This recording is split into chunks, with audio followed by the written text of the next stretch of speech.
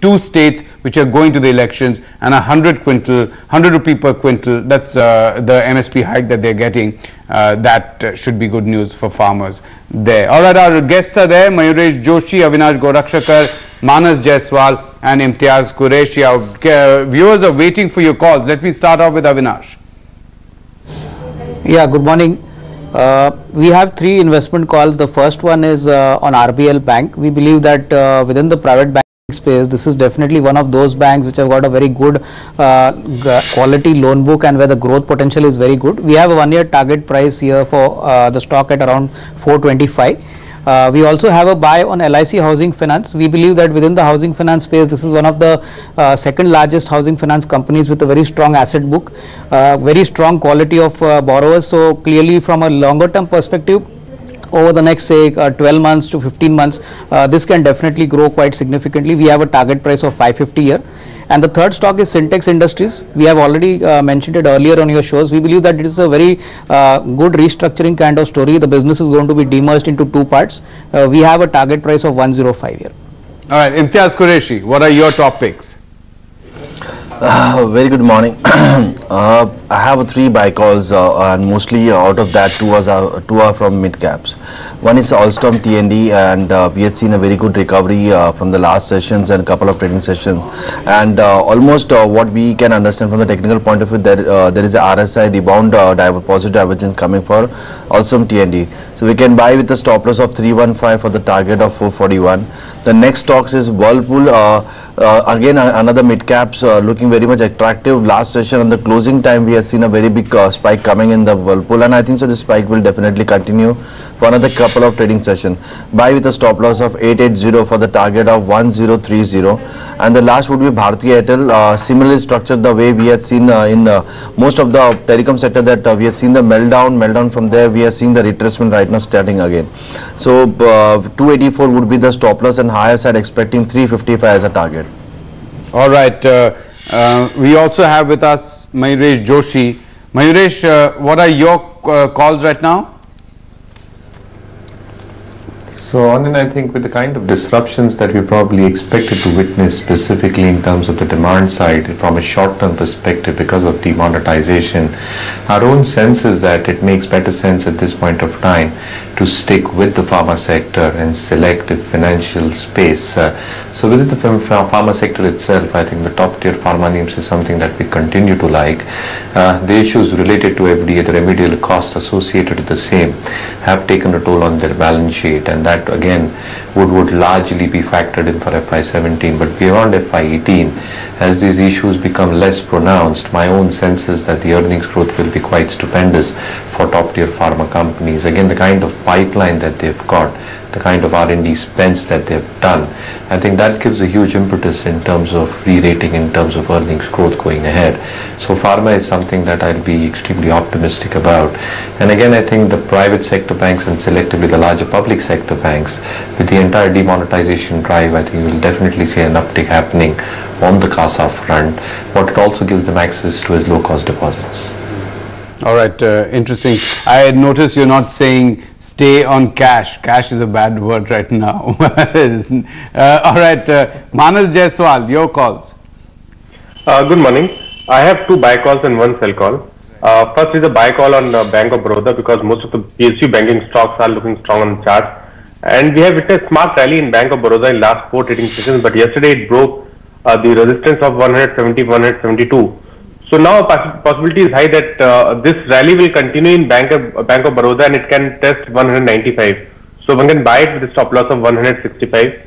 Second call is a buy call on Bharat Forge, where stock has taken support near to 200-day moving average. Yesterday it bounced back sharply and broke the resistance of 888 with decent volume. So I am expecting further recovery in Bharat Forge. It can test 930. So one can buy it with a stop loss of 870. And last one is a sell call on India Cement. Most of the cement counters are looking weak on the charts. India Cement has broken its 200-day moving average. So I think any bounce back would be a good selling opportunity in India Cement. I think now it can test 110. So one can go short on a bounce back with a stop loss of 125. All right. Avinash, you know, the price cut that has come in on petrol and fuel prices that has been cut yesterday, What is your take ahead of the election season that's starting now? We've got Gujarat, we've got UP, Punjab in March, then we'll have Gujarat towards the end of the year, then there's Goa, all these elections that are coming in. Do you think that we are now going to see a beginning of SOPs being given and that could affect the oil marketing companies? My sense is, I think, the kind of cuts which have been announced now are definitely, positive for the overall, common public. But if you see the kind of profitability of oil marketing companies, I would not be surprised that, still the kind of money they are making on, diesel as well as petrol. I think they have got a pretty good cushion, and I don't think, it's going to be significantly going to impact their earnings, at least in the near term. I think this government is very clear on one aspect that, they won't be liking to give a lot of soaps to just generate, public sentiment. But overall, I would say that, if these cuts become quite frequent, then definitely maybe we could see the fourth quarter getting impacted. But overall, I think it is just the fact that softer crude prices have actually enabled, the government to announce that softer diesel and petrol prices actually reach the customer. I would not be so concerned about it, at least in the short term. All right, just want to quickly, in this context, bring up what CLSA has to say about HPCL. CLSA has put out an outperform. It has retained its outperform on HPCL and its target is 480 rupees a share. In pre-open, HPCL is at about 448 today, and they're saying that it is one of the most sensitive stocks amongst peers, well positioned to play on growing OMC segment, and it has the highest earning sensitivity to changes in market volume. So basically, if the volumes increase, its earnings go up at the fastest rate compared to all other oil marketing companies. There's also a call from Kotak on BPCL, and they are reducing on BPCL. They have reduced, and the target is 660 rupees. We've got that Crompton Consumer right here. It is 660 rupees a share. It's currently trading at 650, so you still have 10 rupees, but Kotak is saying that reduce it if you have it in your portfolio, and they are saying increase probably IOC because they prefer IOC amongst downstream PSUs. EPS estimates have been cut by 1 to 2% to 56 rupees for BPCL, and they're saying that we are factoring in a higher other income. Mayuresh, do you agree with Avinash that this government has shown clearly that it's not going to be giving SOPs? Many people are saying that now that the demonetization has come in, then we might actually see these last 2 years being a much more populist Modi government than we've seen in the first 3. No, again, I think if you look at the last year for every working government, I think some populist measures are taken. But again, with the kind of demonetization drive, the fiscal leeway that this government will probably get over the next few months can be huge in terms of potential infrastructure stroke government spending. So I think the sectors which need it the most, say roads, power, I think if those sectors get additional boost, if the stalled projects get capital infusion or the capex from the government side, the private capex has to follow the next few quarters. So in that sense, do you have any back of the envelope calculations as to how much you expect the government to get in terms of taxes because of this demonetization? No, not really worked out that figure, but again, I think if you go by the general sense that you get, even if it's a sizable chunk out of the current notes in circulation that are getting demonetized, 70 lakh crores in circulation at this point of time, and even if a sizable chunk does come through in terms of the leeway for the government to print that money and spend that money on infrastructure projects, I think we've got a huge run up in terms of our infrastructure and capex from the government side going up. So again, I think those short-term disruptions might play out on discretionary and consumer demand, but the medium and long-term story looks extremely attractive to us at this point of time. All right. I just want to get a sense of what is happening at the markets when it comes to traders, investors. Imtiaz, is there a sense of panic? Is there a shortage of cash? Is there a liquidity crunch that some traders are facing at the moment? Yes, very much you can say these things are very much in line. Demonetization is happening, and you can say there is a very much pressures coming from the broker point of view to do a margin call, margin triggers, everything.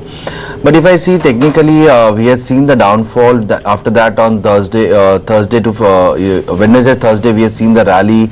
Friday we have seen the downside, yesterday we have seen downside, but this downside are very much limited, not able to break the previous bottom. So this is very much a positive indication for the market, and today we will see some sort of a reaction.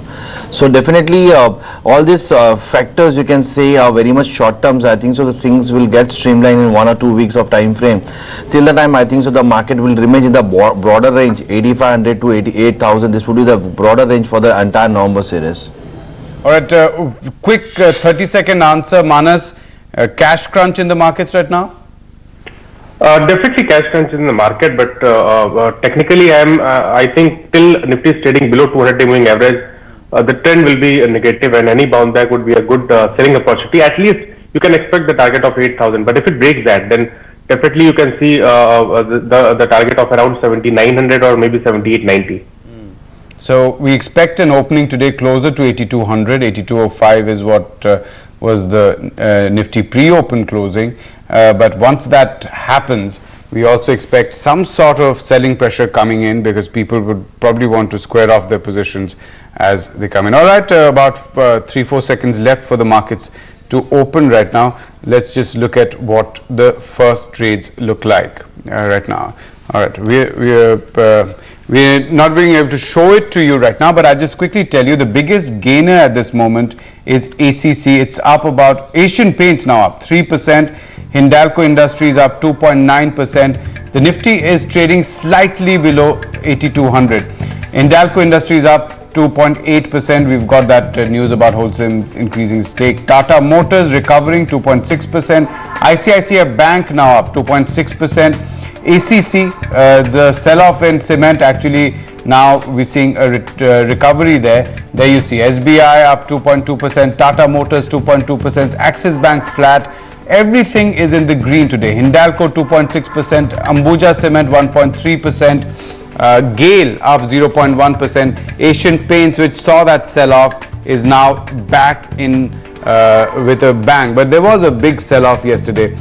Basically, when you look at Ambuja, Holcim Holder End has increased its stake in Ambuja Cement to 63.1%, and that is the impact that you're seeing on Ambuja Cements. ACC and Shree Cement, they've basically got a stay order of CII against the companies on cartelization, so compat stay order, so that appears to be acting as well. Shree Cement's flattish, but the Nifty is not being able to break through that 8,200 level at the moment. It opened probably just above 8,200, but not doing good. BPCL, those buy calls have come in, so that's up about 1.3%. Cipla 1.5%. Z Entertainment 1.8%. NTPC up about 0.5%. HDFC 1.3% up.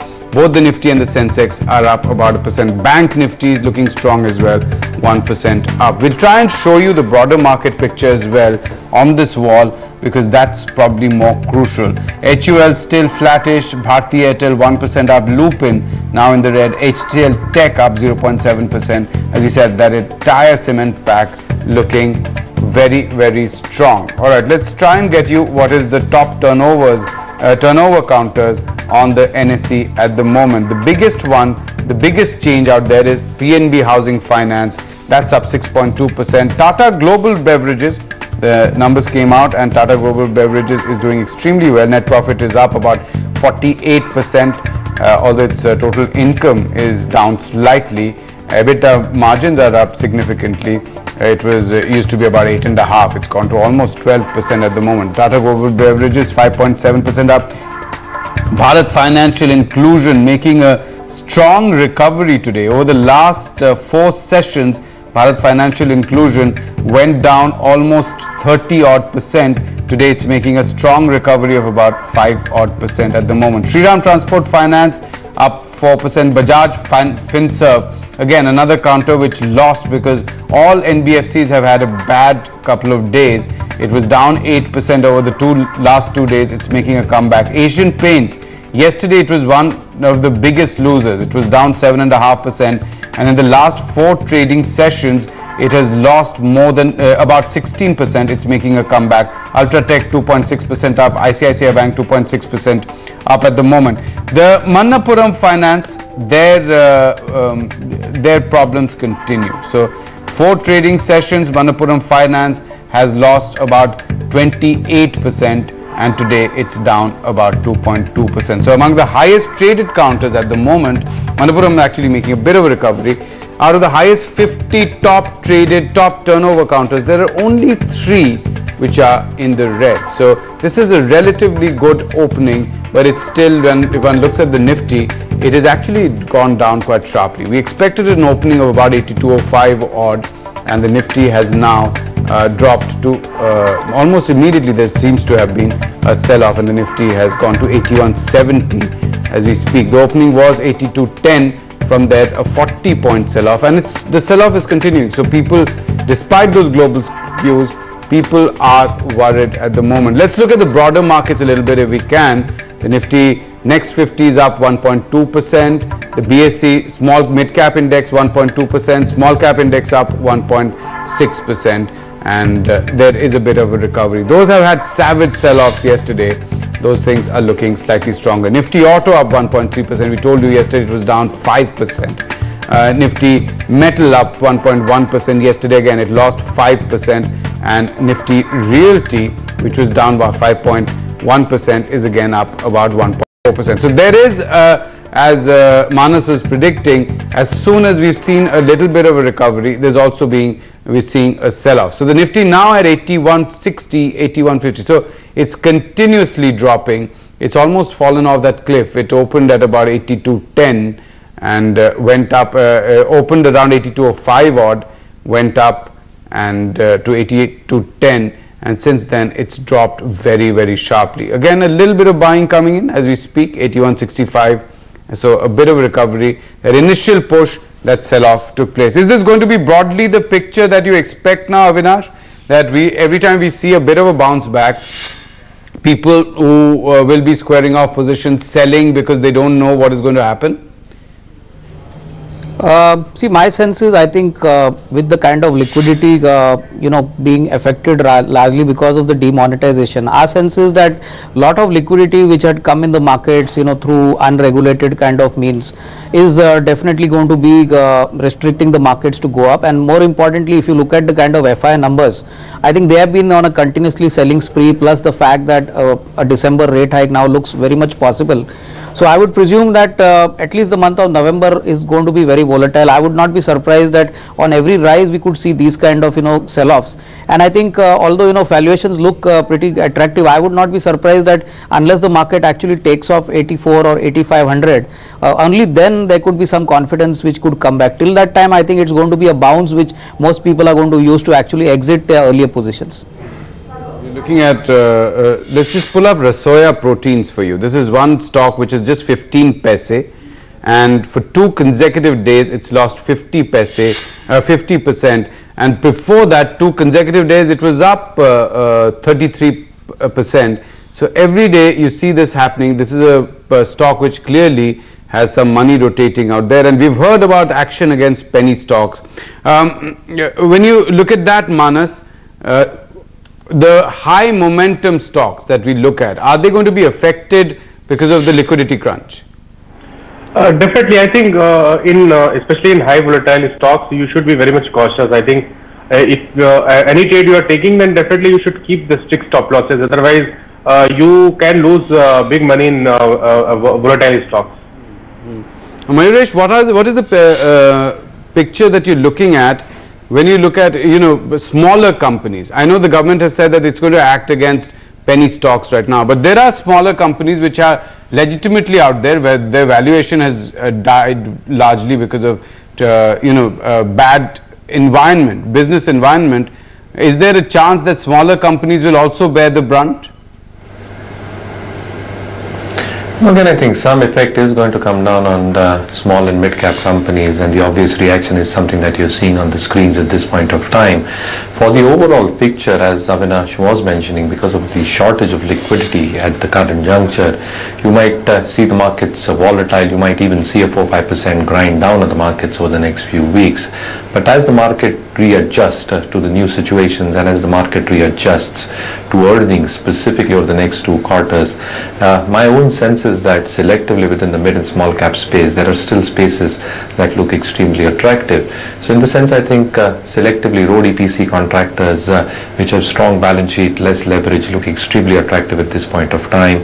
The transformer makers, I think they've gone to a huge phase of underutilization where their margins, their return ratios have dipped. You're seeing new orders come through, organized players probably benefiting from the move that the government has done. The 2 new schemes that the government has announced will have huge flows in terms of orders coming through. So my own sense is that if you look at pockets within the small and mid-cap universe, I think there is still decent investment opportunities lying there.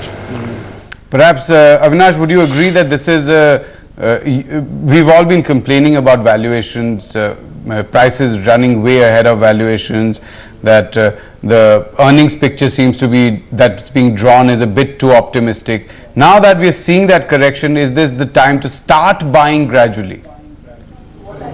No, definitely. If one were to build a long portfolio, at least for the next 12-15 months, I would presume that the downside now looks pretty visible, in the sense that 7,900 or 7,800. But valuations definitely have come to very attractive levels. If you look at typically automotive stocks, or typically capital goods stocks, or for that reason housing finance stocks, I would presume that this is probably a good time to get into quality stocks and build a portfolio with at least a 12 to 15 month horizon. I would not be surprised that the outperformance over the next 12 months could be quite significant, because this demonetization impact is going to be completely neutralized over the next 2 quarters.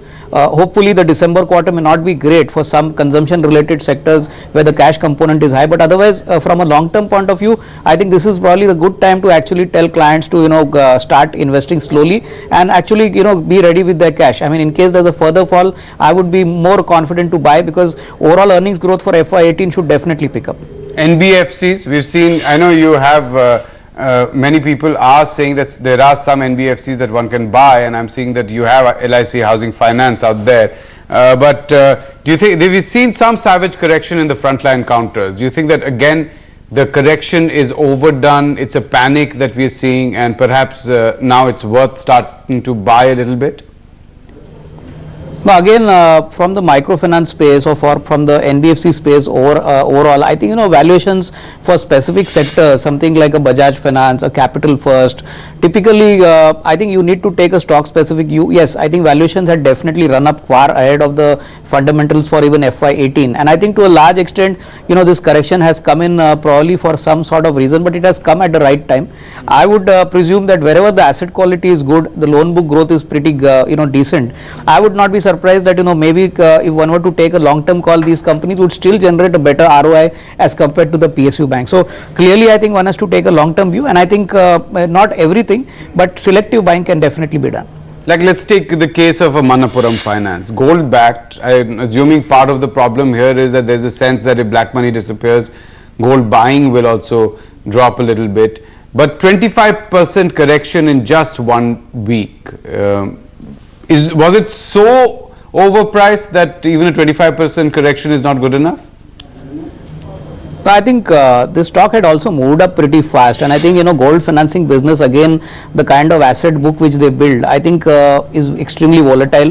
One does not know what's the kind of security they take against these gold loans. So I would presume that this business works very well in good times, and when regulations or maybe the market actually tanks, these businesses actually show up pretty large NPAs. So I would be a little wary of getting into Manappuram, or maybe for that reason even a Muthoot Finance. It's better to stick to stable businesses where the retail base is strong, the visibility is good, the asset quality book is reasonably strong for the next couple of years. So I think in that terms, I think housing finance companies could definitely be looked at. I would not be surprised players like SDFC from the large cap space, Diwan Housing, or typically LIC Housing, these are well established players with very strong loan books and asset quality on their balance sheets. Manas, if you look at the charts of Manappuram or any of these housing finance or Muthoot, for instance, where do you see support coming in, strong support? See, in Manappuram, the support level is 67, 68 because it's 200-day moving average. But looking at the pattern, I think it can even break 200-day moving average. It can go and test 60 rupees or maybe 55 rupees. So I am still bearish on Manappuram. On any bounce back near to 75 or maybe 78, one should exit from the long positions. And now the stock has a lot of resistance in the range of 80 rupees and 84 rupees. Okay. Imtiaz, give us a sense on what is happening in the future space, in the F&O space. Yes, what we had seen in the last session that there was many call writers that emerged at the level of 8200, 8300 strike. So I think so, until unless 8200 on the spot doesn't break off, I don't think so there would be any in hurry of short covering or in hurry of, you can say, fresh buying. Until unless we don't see a closing above 8200 or maybe stabilizing above 8200, then only we can see some short covering or you can say profit booking on the short side. Because yesterday we had seen almost at the closing around 18 lakhs, 20 lakhs call writing has been added in 8200 calls option, and simultaneously on put side, that means on the support side, we had seen 8,000 as a big open understanding. So more or less as of now, to see a further on a buy side or further on a, you can say, up move need to be done only above 8200 level. Because we're seeing a complete sell-off. We saw the Nifty hit 8210. Let's just pull up that intraday for you, 8210 in about 10 minutes of opening. And right after that, there's been a sell-off, 70 points down now from where it had hit its peak. So a complete sell-off. Again, a bit of volatility. It's not massive, but you're seeing that sell-off taking place. People are squaring off position. Mayuresh, we've been hearing and reading about the operation of Dabba and cash, especially in the mid-cap, small-cap space. How much of liquidity in the market is provided by them? Because when that cash comes in, it becomes white and then goes into the banking system and goes into the hands of people who are legitimately doing investments as well. How much does that affect any recovery at this moment?